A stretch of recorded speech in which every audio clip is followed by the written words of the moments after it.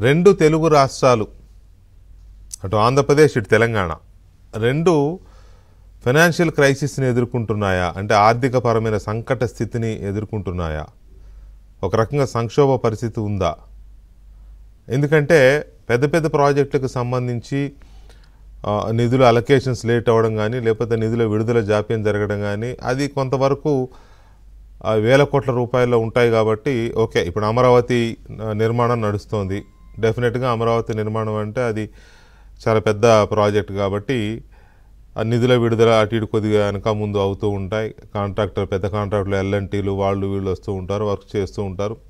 అదో ప్రాసెస్లో నడిచిపోతూ ఉంటుంది. కానీ ప్రజల సంక్షేమానికి, ప్రజలకు సంబంధించిన ఆరోగ్యానికి, చదువు సంధ్యలకు సంబంధించిన సెక్టార్స్కి నిధుల విడుదల జాప్యం జరుగుతోంది అని అంటే, లేదా ప్రజల కనీస అవసరాలకు కూడా నిధులు ఇన్ టైంలో విడుదల చేయలేక అందుకు సంబంధించి ఆ వ్యవస్థలు లేదా ఆ సేవలు స్తంభించిపోయే పరిస్థితి వచ్చింది అంటే డెఫినెట్గా అక్కడ ఆర్థిక సంక్షోభం, పరిపాలనాపరమైన సంక్షోభం నెలకొన్నట్టే ఖచ్చితంగా అనుకోవాల్సి ఉంటుంది. వీటిల్లో చూసుకుంటే ఆంధ్రప్రదేశ్లో ఆర్థికపరమైన ఇబ్బందులు, సంకట స్థితి కొట్టొచ్చినట్టు కనబడుతోంది. ఇక తెలంగాణకు సంబంధించి చూసుకుంటే ఆర్థిక సంక్షోభంతో పాటు పాలనాపరమైన సంక్షోభం కూడా కనబడుతోంది. ఆంధ్రప్రదేశ్ మనం చూస్తే మొన్నటికి మొన్న కాంట్రాక్టర్లు సమ్మె చేశారు. జగన్మోహన్ రెడ్డి పుణ్యమా అని అప్పుడు కాంట్రాక్టర్లకు పెండింగ్ ఉన్న బిల్లులు, బకాయిలు దాదాపు 60,000 కోట్ల రూపాయలు ఓన్లీ కాంట్రాక్టర్లకు బకాయి పడ్డవే. ఏది ఈ డైలీ వెండర్స్కి అంటే చిన్న చిన్న సప్లయర్స్ ఉంటారు, వాళ్ళు కాకుండా కాంట్రాక్టర్లకి పెండింగ్ పడినవే దాదాపు 60 నుంచి 80,000 కోట్ల రూపాయల వరకు ఉన్నాయని చెప్తారు. అవి కాకుండా ఈ ప్రభుత్వం వచ్చిన తర్వాత మున్సిపల్ కాంట్రాక్టర్లు కానీ, కార్పొరేషన్ కాంట్రాక్టర్లు కానీ, లేక ఇతరత్ర చిన్న చితక పంచాయతీరాజ్లో కానీ మొత్తం అన్ని కలిసి కాంట్రాక్టర్లు సుమారుగా 7,500 కోట్ల రూపాయల బిల్లులు పెండింగ్ ఉన్నాయి. వాళ్ళందరూ మొన్న విజయవాడలో పెద్ద ధర్నా చేశారు, పెద్ద ఉద్యమమే చేస్తున్నారు వాళ్ళ బిల్లుల కోసం. ఎందుకు ఈ పరిస్థితి వచ్చింది? వాళ్ళకు ఆ బిల్స్ ఇవ్వలేకపోతే చిన్న కాంట్రాక్టర్లు కాబట్టి ఇంకొక పని వాళ్ళు చేయలేరు. అది వాళ్ళు చేయరు, ఇటు గవర్నమెంట్ చేయదు, పనులు ఆగిపోతాయి. ఇక రెండవది, ఆంధ్రప్రదేశ్లో ఆరోగ్యశ్రీ పరిస్థితి అంటే ఎన్టీఆర్ వైద్య సేవగా అక్కడ ఉంది కాబట్టి పేదలకు సంబంధించిన ఇదొక కనీస అవసరం. ఆరోగ్యం అనేది అత్యంత ప్రయారిటీ సెక్టర్ కాబట్టి వైద్య రంగంలో ప్రభుత్వం ఎప్పటికప్పుడు దాన్ని పేదలకు అందుబాటులో ఉంచకపోతే పిట్టల్లా రాలిపోతారు జనం.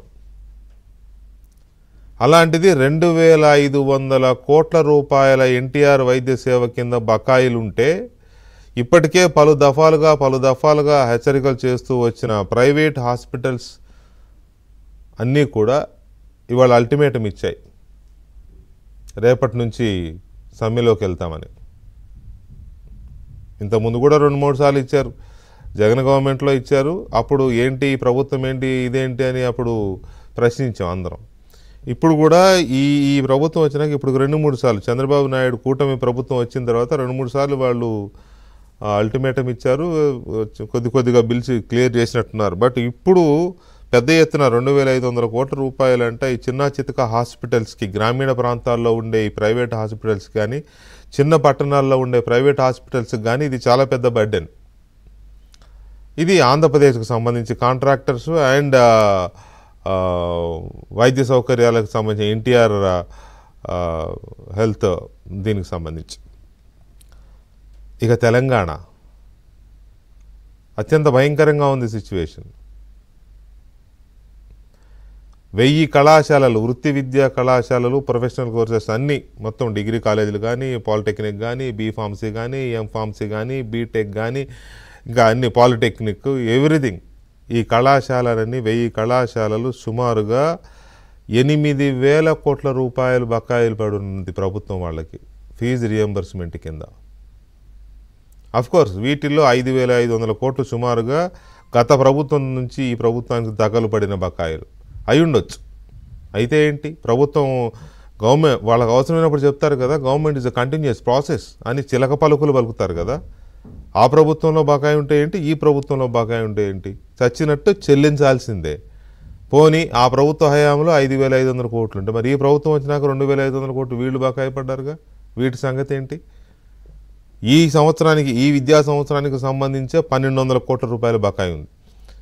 కనీసం ఆ 1,200 కోట్లైనా ఇవ్వండి అని చెప్పి వాళ్ళు అడుగుతున్నారు. అడగడం కాదు, మెడ మీద కత్తి పెట్టారు, ఇస్తావా చస్తావా అని. 1000 కాలేజీల వాళ్ళు అల్టిమేటం ఇచ్చారు. ఇవ్వడమే కాదు, బంద్ ప్రకటించారు కాలేజీలు. ప్రకటించడమే కాదు, ప్రస్తుతం జరుగుతున్న నెక్స్ట్ వీక్ నుంచి జరగబోతున్న పరీక్షలన్నింటినీ కూడా వాయిదా వేసుకోండి, మేము పరీక్షలు నిర్వహించట్లేదని అన్ని యూనివర్సిటీల వైస్ ఛాన్సలర్స్కి లెటర్స్ కూడా రాశారు.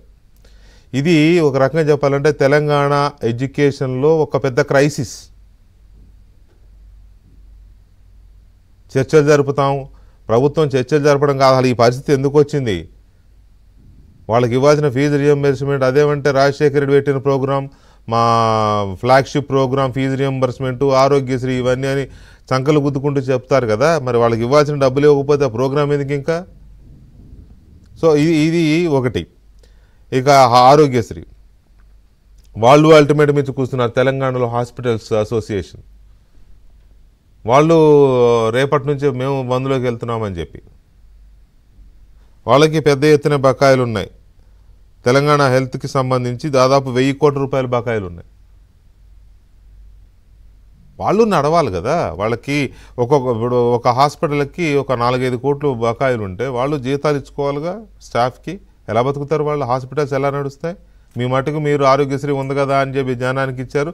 వాళ్ళు ప్రతి వాళ్ళు వైట్ కార్డు తీసుకొని వెళ్తున్నారు. ఎస్, ప్రభుత్వం ఇచ్చింది వసతి కాబట్టి వాళ్ళ కార్డు పట్టుకుని హాస్పిటల్కి వెళ్ళిపోతున్నారు. వెళ్ళిన తర్వాత చెయ్యమని వాళ్ళంటే మీడియాగా మేము ఊరుకోము. ఆరోగ్యశ్రీ కింద వస్తే నువ్వు ఎందుకు చెయ్యమని హాస్పిటల్లో మేము మాలాంటి వాళ్ళు ఊరుకోరు. అక్కడ పేషెంట్ ఊరుకోడు, పేషెంట్ బంధువులు ఊరుకోరు. చచ్చినట్టు చేయాలి. చేశాక బిల్లు ఇవ్వకపోతే ఇక్కడ చావాలి. నిన్నటికి నిన్న గ్రూప్ 1 ఎంత నవ్వుల పాలవుతోంది. గత ప్రభుత్వ హయాంలో అన్ని ఎగ్జామ్స్ తప్పుడు నకిలీ పత్రాలని, జవాబు పత్రాలని, రిజల్ట్ల కుంభకోణం అని ఎన్నో చూసాం కదా. ఇక్కడికి వచ్చిన తర్వాత మళ్ళీ అదే సీన్ రిపీట్ అవుతోంది. గ్రూప్ 1 మళ్ళీ రీవాల్యుయేట్ చేయండి, లేకపోతే మళ్ళీ ఎగ్జామ్ పెట్టండి అని కోర్టు చెప్పింది. ఎందుకు వచ్చింది ఆ సిచ్యువేషన్? ఇది క్రైసిస్ కాదా? అన్ఎంప్లాయీస్కి సంబంధించి, నిరుద్యోగులకు సంబంధించి ఇది ఒక సంక్షోభ పరిస్థితి కాదా? ఎందుకు వస్తున్నాయి ఇవన్నీ? ఇంకా చాలా ఉన్నాయి, చిన్న చితకా లెక్కేసుకుంటే చాలా ఉన్నాయి. సో ఈ మొత్తంగా 2 రాష్ట్రాల్లో ఉన్న ఈ ఆర్థిక సంకట పరిస్థితి ఏంటి, మరీ పర్టికులర్గా తెలంగాణలో పాలనాపరమైన క్రైసిస్ ఎందుకు వస్తుంది, ఈ అంశాలు మనం చర్చించబోతున్నాం. చర్చలో మనతో కొనగాల మహేష్ గారు ఉన్నారు, తెలంగాణ కాంగ్రెస్ పార్టీ అధికార ప్రతినిధి.